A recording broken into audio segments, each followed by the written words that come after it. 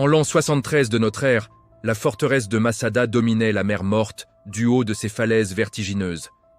Perchée sur des sommets si abrupts que toute tentative de conquête semblait vouée à l'échec. C'est là, dans ces hauteurs inaccessibles, qu'un groupe restreint de rebelles juifs, les Sicaires, s'était retranché, déterminés à affronter quiconque oserait gravir la montagne. Pour les légions romaines, pourtant expertes incontestées dans l'art du siège, Masada présentait un défi sans précédent. La verticalité des parois rendait l'usage des échelles et des rampes traditionnelles pratiquement impossible.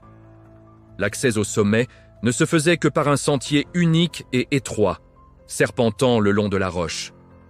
Un passage aisé à défendre et totalement inadapté au déploiement d'une armée d'envergure. Les Romains se heurtaient à des murs de pierre épais, à des réserves de nourriture abondantes et à des défenseurs résolus à combattre jusqu'à la mort. Toutes les tactiques de polyorcétique que l'Empire avait mis des siècles à perfectionner s'avéraient ici inopérantes. Pour la première fois au cours de ce conflit, Rome faisait face à une impasse exigeant une réponse radicale. Il leur fallait une arme de siège capable de devenir le symbole même de l'ingéniosité militaire romaine. Bienvenue sur l'ombre des empires. Ici, nous vous présentons quotidiennement des récits incroyables sur la guerre antique.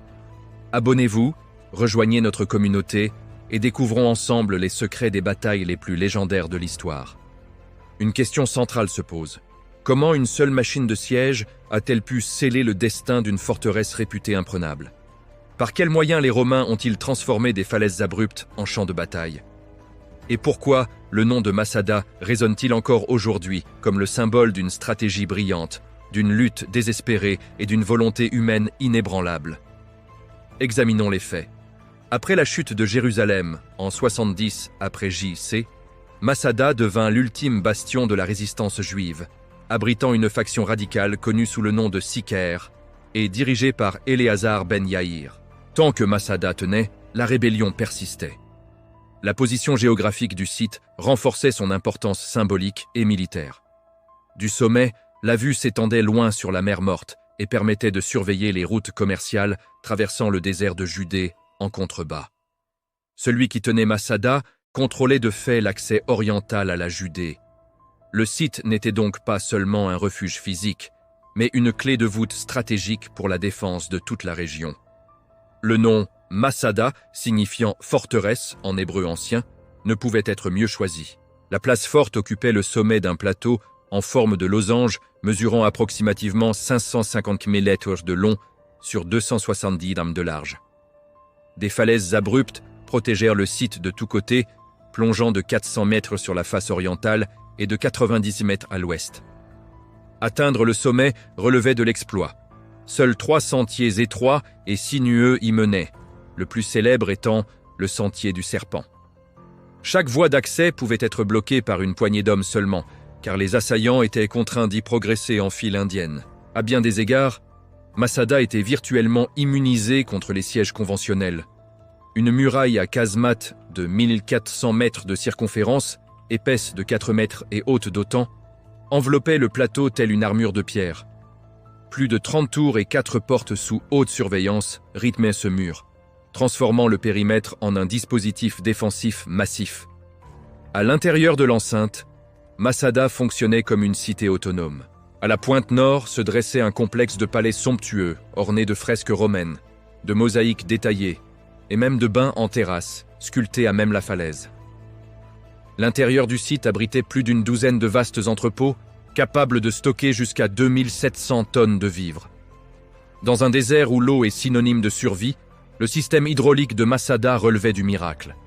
Les eaux de ruissellement étaient canalisées le long des pentes via des aqueducs vers d'immenses citernes creusées dans la roche, d'une capacité suffisante pour assurer la survie de plus de 1000 personnes pendant 2 à 3 ans, et ce, malgré le climat aride et impitoyable de la Judée.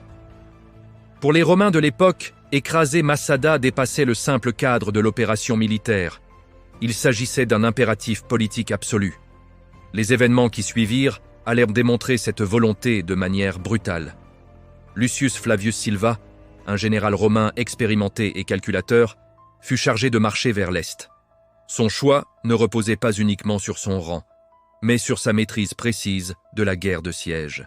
Issu d'une famille sénatoriale d'Urbisaglia en Italie, il fut nommé gouverneur, legatus, de Judée entre 72 et 80 après J. Procisse, avec la mission de mettre un terme définitif à la première guerre judéo-romaine.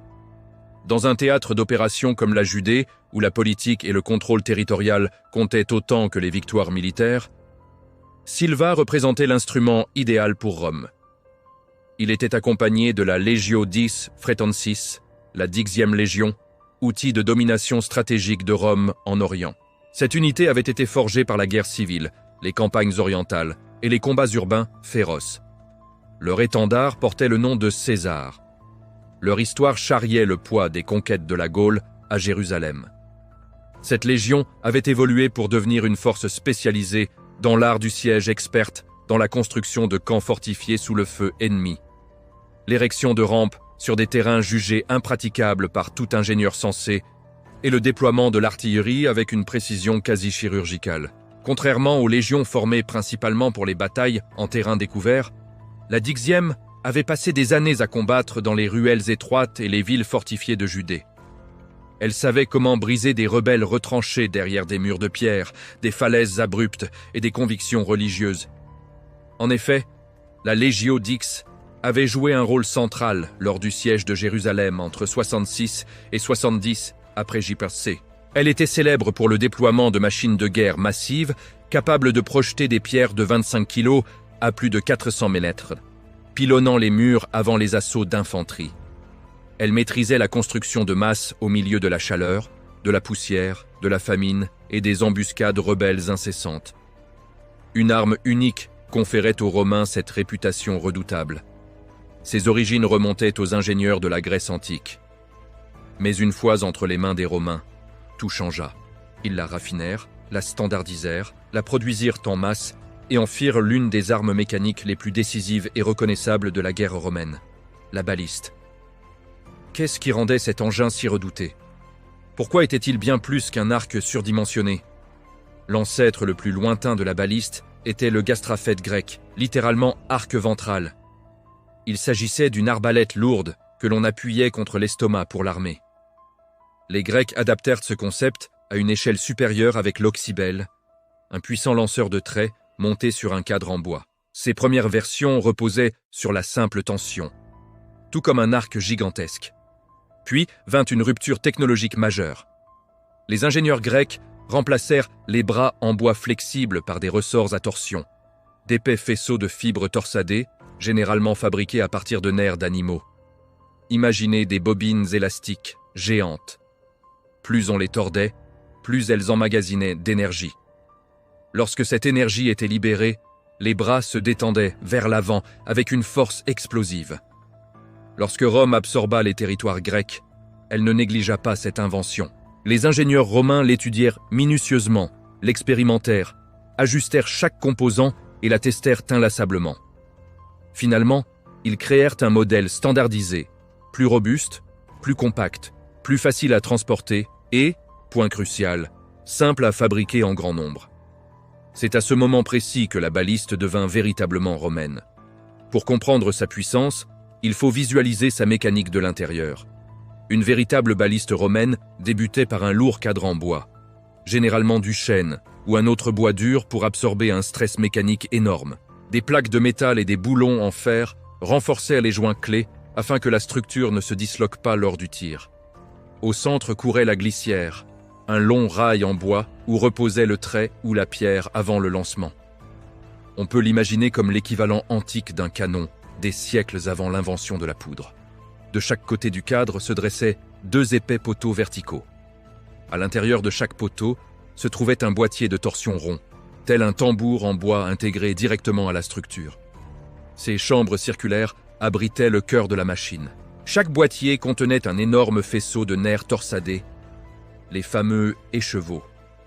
Il s'agissait de cordes serrées, faites de tendons d'animaux trempés, séchés, tordus et compressés, jusqu'à ce qu'ils puissent supporter des tensions stupéfiantes.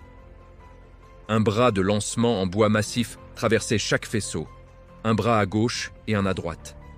Lorsque l'équipe tirait les bras vers l'arrière, les écheveaux se tordèrent de plus en plus fort, stockant une énergie massive. Les Romains développèrent même des capuchons réglables en bronze ou en fer, avec des goupilles de verrouillage, permettant aux ingénieurs d'ajuster finement la tension des ressorts. Cela signifiait qu'ils pouvaient équilibrer parfaitement les deux côtés, condition essentielle pour la précision. Cela leur permettait aussi d'ajuster la machine en fonction de la météo, car les nerfs absorbent l'humidité et leur rigidité change avec l'hygrométrie. Les ingénieurs romains surveillaient effectivement l'humidité, car une baliste pouvait mal tirer si les ressorts n'étaient pas correctement réglés. Les bras de lancement eux-mêmes étaient généralement sculptés dans du bois dur, résistant, parfois renforcés par des bandes métalliques pour ne pas se fissurer sous la pression. Une corde épaisse ou un câble reliait les bras à un mécanisme de treuil situé à l'arrière de la machine. Pour préparer un tir, l'équipage attachait le treuil au bras. Il tournait les poignets lentement, tirant les bras vers l'arrière.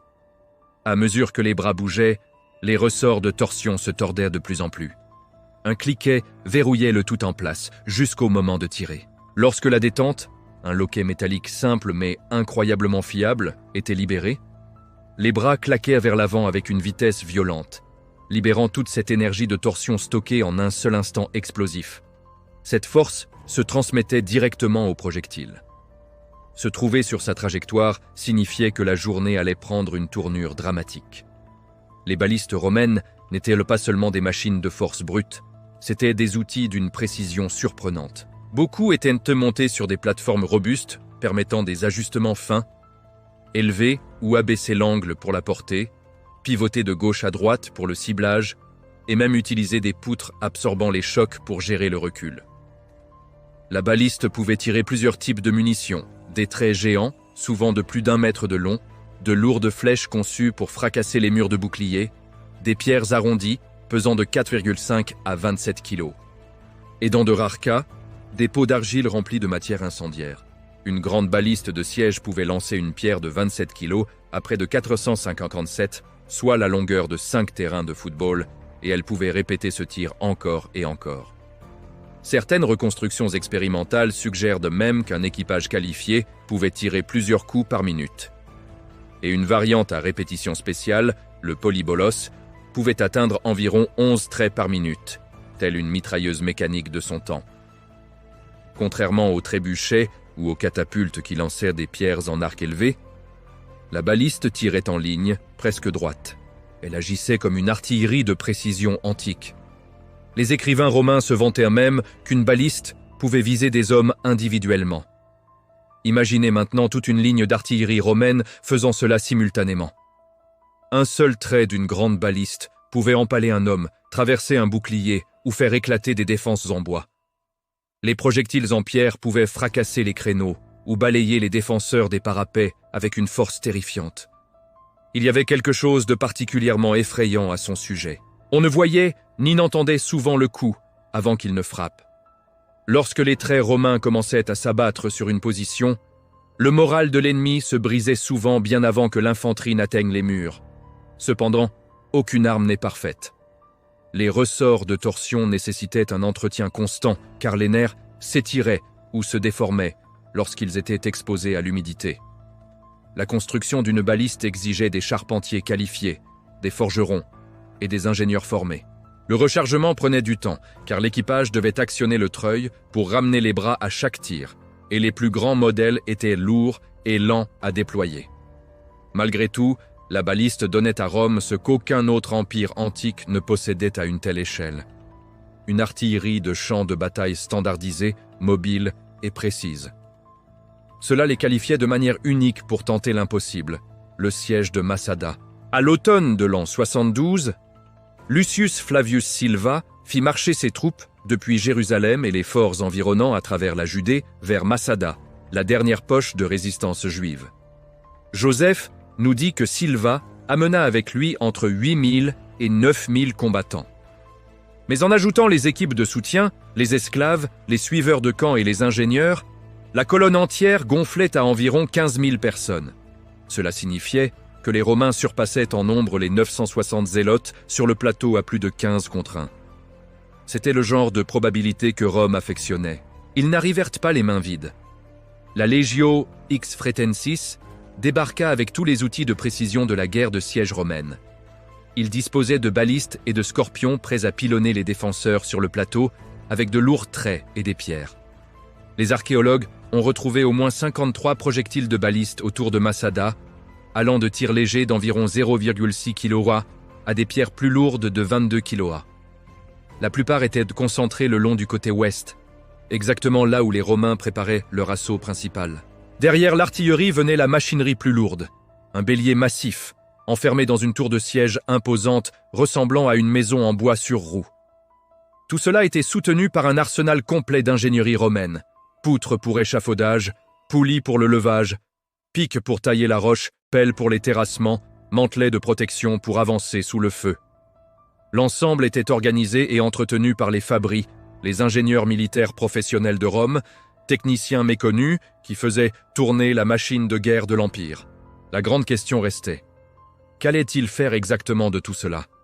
Avant même de penser à atteindre le sommet de Masada, Silva devait s'assurer que personne ne puisse s'échapper et que personne ne puisse aider les défenseurs. Tandis que l'armée marchait le long du plateau judéen et descendait vers le bassin de la mer Morte, elle se déploya et s'installa autour de la base du Mesa isolé. Là, ils construisirent 8 camps carrés et disciplinés, soigneusement étiquetés de A à H. Chaque camp avait un but spécifique. L'un surveillait les lignes de ravitaillement principales, un autre abritait les renforts, d'autres gardaient les routes d'évasion ou se tenaient prêts à repousser toute tentative de sauvetage désespérée venue de la campagne. Le camp F, le plus grand, servit de quartier général à Silva et de cœur logistique du siège. La merveille suivante des Romains reliait les 8 camps, un mur de circonvallation complet appelé le mur d'investissement. Imaginez un périmètre de pierre s'étendant sur 11 km encerclant toute la base de Masada. Il mesurait 1,5 mètres d'épaisseur et s'élevait de 3 à 4 mètres, assez haut pour arrêter une force de sortie et assez solide pour soutenir des patrouilles.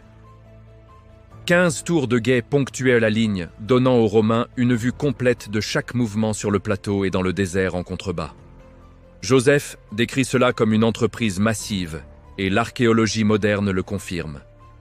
L'ensemble du périmètre ne prit que 2 à 3 semaines à construire. Mais piéger la forteresse n'était que le début. Masada elle-même constituait le véritable problème. Ses falaises orientales et méridionales plongeaient à pic, 400 mètres d'un côté, 90 de l'autre, des chutes vertigineuses qui rendaient tout assaut suicidaire. Un instant, même les Romains durent lever les yeux et se demander comment ils étaient censés monter une machine de siège, là-haut. C'est alors que Silva repéra. Sur le côté ouest, une crête naturelle s'avançait depuis le sol du désert. L'éperon blanc ou Leuc. Ce n'était en aucun cas une pente douce, mais comparé aux autres faces du Mesa, c'était ce qui ressemblait le plus à une faiblesse. Cela devint la fondation du projet de construction le plus ambitieux de Rome pour toute la campagne. Ici, les ingénieurs commencèrent à bâtir une rampe de siège colossale, une chaussée artificielle de pierre, de gravier, de terre tassée et de supports en bois. Elle finit par s'élever à 60 mètres de haut et, selon la méthode de mesure, s'étendait entre 200 et 600 mètres de longueur. Elle était assez large pour porter non seulement l'infanterie, mais aussi une tour de siège entière abritant un bélier. Le travail n'était pas aisé. La chaleur du désert de Judée pouvait faire fondre la volonté même d'un légionnaire endurci. Pendant ce temps, les défenseurs sur le plateau lancèrent des pierres, des flèches et tout projectile disponible pour ralentir la construction. Et pourtant, voici la partie qui stupéfie encore les archéologues aujourd'hui. Les Romains achevèrent la rampe entière en 11 à 6 jours. C'est moins de 3 semaines pour construire une route ascendante en terre solide, assez haute pour atteindre une forteresse qui avait défié tous les ennemis précédents. Cela nécessita une main-d'œuvre de 6 000 à 8 000 soldats travaillant par équipe tournante, tous protégés par des boucliers mobiles et des mantelets alors qu'ils bâtissaient sous le feu. Les relevés modernes confirment tout ce que Joseph a décrit: la hauteur, la pente, l'échelle et la vitesse époustouflante de sa construction. Tout ce travail préparatoire ouvrit la voie à la suite. L'arrivée de l'une des pièces d'ingénierie romaine les plus intimidantes jamais construites. Une fois la rampe parvenue à sa hauteur maximale, les Romains mirent en place une tour de siège tout aussi impressionnante. Cette structure s'élevait à près de 10 à 8 mètres, environ 60 coudées selon les mesures antiques. Ce n'était pas une simple coque en bois assemblée à la hâte. Les ingénieurs romains avaient calculé chaque dimension. Ils construisirent une base large et lourde pour que la tour ne bascule pas sous son propre poids. Ils enveloppèrent l'extérieur de plaques de fer boulonnées sur le cadre en bois, à la fois pour protéger contre les flèches enflammées et pour absorber l'impact des pierres tombant d'en haut. À l'intérieur, plusieurs étages accueillaient tout, des archers aux équipes d'artillerie. Monter une machine de cette taille sur la rampe ne se résumait pas à pousser simplement. Cela exigeait la coordination minutieuse de centaines de légionnaires. De grands rouleaux en bois furent placés sous la structure pour l'aider à avancer centimètre par centimètre. Des équipes d'hommes tirèrent des cordes. D'autres actionnèrent des treuils, tandis que les ingénieurs en chef marchaient le long des roues, vérifiant la rampe de terre pour détecter les zones meubles. Un effondrement, un décalage dans la fondation, et tout le plan aurait pu se terminer en désastre. Tous les quelques mètres, ils devaient s'arrêter, renforcer le sol, revérifier les angles, puis attendre le signal pour avancer à nouveau. Finalement, après des jours de cette lente ascension, la tour atteignit sa position de tir près du sommet de la rampe. Les Romains disposaient désormais de quelque chose d'extraordinaire. Une plateforme offensive se tenant presque au niveau des murs occidentaux de Massada. C'était exactement ce que les ingénieurs visaient. Ils voulaient que la tour atteigne un point où les troupes à l'intérieur pourraient engager les défenseurs presque les yeux dans les yeux. Dès que la structure fut stabilisée, les équipages de balistes prirent le relais. Leurs machines, sécurisées sur des plateformes en bois renforcées aux étages supérieurs, étaient maintenant parfaitement alignées avec les murs de la forteresse. C'était précisément l'objectif initial des ingénieurs. Non seulement une tour, mais une scène de tir stable pour l'arme la plus précise et terrifiante de l'Empire. Avant même que le bélier ne frappe, les balistes ouvrirent le bal. Des projectiles en pierre, blocs énormes pesant de 10 à 15 kilos, furent propulsés avec un claquement violent de puissance de torsion. Chaque relâchement résonnait comme un coup de tonnerre. Les pierres ne se contentaient pas de toucher les fortifications. Elles s'écrasèrent contre elles avec assez de force pour faire tressaillir les défenseurs bien avant qu'une brèche n'apparaisse. Au-dessus d'eux, montés au tout dernier étage de la tour, les ingénieurs romains placèrent les scorpions, des lanceurs de traits plus légers et rapides conçus pour une précision chirurgicale. Si les balistes étaient les masses d'armes, les scorpions étaient les tireurs d'élite. Un archer zélote pouvait jeter un coup d'œil par-dessus le parapet, l'espace d'un battement de cœur, juste assez longtemps pour préparer un tir. Et cela suffisait. Un trait romain à pointe de fer et volant presque à plat frappait avant même qu'il n'ait fini de tendre sa corde. À mesure que la tour avançait pouce par pouce, ses engins maintenaient un rythme de feu constant. Les zélotes sur le mur étaient sous pression permanente. Chaque fois qu'ils tentaient de jeter des pots de feu ou de faire tomber des pierres, les balistes et les scorpions répondaient par une volée qui les renvoyait se mettre à l'abri. La tour elle-même était presque impossible à brûler. Les ingénieurs romains l'avaient drapée de peaux d'animaux trempés qui étouffèrent les flammes avant qu'elles ne puissent se propager. Les flèches frappaient le plaquage de fer et rebondissaient. Les brandons s'éteignaient inutilement contre le cuir humide. Au-dessus, les archers romains protégés à l'intérieur de la tour surveillaient de quiconque tentait d'incendier la machine. Derrière la ligne principale, des balistes supplémentaires furent installés sur des plateformes stables. Leur travail consistait à cibler les créneaux les plus élevés, pilonnant les défenses supérieures et rendant de plus en plus difficile pour quiconque au sommet de Massada d'organiser une contre-attaque efficace. Chaque tir était ajusté par de petites corrections, élevant l'angle d'1 degré, décalant la visée d'une largeur de main. Le tout basé sur des décennies d'expérience combinée du champ de bataille. Les équipages de balistes travaillaient par roulement, presque comme dans une usine. À tout moment, une équipe tendait les bras avec un treuil. Une autre insérait le trait ou la pierre suivante, tandis qu'un troisième groupe vérifiait les ressorts de nerfs pour détecter les dommages causés par la chaleur ou l'usure. Dans le climat désertique, les cadres en bois gonflèrent le matin, séchaient à midi et rétrécissaient la nuit. Si un ressort se desserrait, si un cadre se voilait même légèrement, La précision chutait. La maintenance était donc constante, presque aussi importante que le tir. À travers tout cela, l'artillerie ne s'arrêtait jamais. Tir après tir, trait après trait. Un battement de cœur de guerre qui résonnait à travers le canyon. Au bout d'une semaine, le mur céda enfin dans un gémissement comme si elle-même exhalait son dernier souffle. Une section des fortifications extérieures s'effondra vers l'intérieur, déversant pierres et bois le long de la falaise abrupte, soulevant des nuages de poussière étouffante qui balayèrent la pente. Le sol trembla sous l'impact. Les fouilles modernes confirment ce moment. Poutres brûlées, maçonnerie brisée et motifs d'effondrement correspondent tous au récit de Joseph. La brèche était faite. Un chemin s'ouvrait désormais à travers les défenses extérieures de Masada, mais les Romains ne se précipitèrent pas. Flavius Silva retint ses hommes. Il avait trop vu en Judée pour se laisser berner par un mur brisé. À Jotapata, les défenseurs avaient versé de l'huile bouillante sur les attaquants. À Gamla, ils avaient canalisé les soldats romains dans des zones mortelles étroites. À Jérusalem, chaque maison était une forteresse et chaque ruelle un piège. Un mur effondré pouvait être une invitation ou une condamnation à mort. Les défenseurs de Masada, les Sicaires, n'étaient pas des soldats ordinaires. C'étaient des zélotes survivants de la chute de Jérusalem, des hommes et des femmes qui avaient choisi l'exil sur une falaise plutôt que la reddition. Ils n'avaient plus rien à perdre. Silva donna donc l'ordre, halte. Il était plus sûr d'attendre la lumière, l'ordre et la clarté. Aux premières lueurs, les Romains avancèrent. Des colonnes de légionnaires progressèrent avec prudence à travers le mur de casemates brisé. Ils s'attendaient à des barricades, du feu, de la résistance, mais ne rencontrèrent rien. Boucliers levés en formation tortue, yeux scrutant le moindre mouvement. Ils pressèrent le pas. Les ingénieurs inspectèrent la brèche. Tribuns et centurions dirigèrent les escouades plus profondément dans la forteresse, et puis ils les virent. Hommes, femmes, enfants, des centaines entassés dans les chambres de pierre. Joseph rapporte les paroles d'Éléazar ben Yaïr, le chef des Sicaires.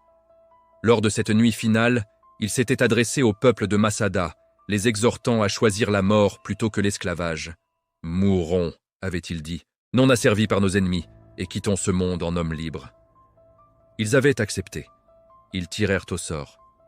10 hommes furent choisis pour accomplir le sinistre devoir, passant de pièce en pièce et mettant fin au jour de leurs proches. Puis les 10 tirèrent à nouveau au sort.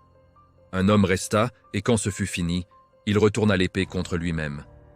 Lorsque les Romains arrivèrent, il ne restait plus personne à combattre. À l'intérieur de la forteresse, ils ne trouvèrent que quelques survivants, 2 femmes et 5 enfants, blottis au fond des citernes de pierre, tremblant en murmurant l'histoire de la nuit finale. C'est par eux que les Romains apprirent la vérité. Il n'y avait eu aucun dernier carré, aucun choc final de l'acier, seulement une décision collective, délibérée et indiciblement résolue.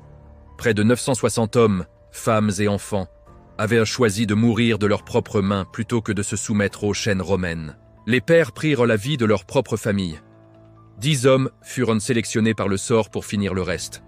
Et enfin, le dernier homme mit fin à sa propre vie. Par la suite, les soldats romains, probablement ébranlés même dans la victoire, nettoyèrent le site. Ils dépouillèrent la forteresse de ceux qui restaient et démantelèrent les machines de siège qui avaient gravé leurs cicatrices dans le flanc de la montagne.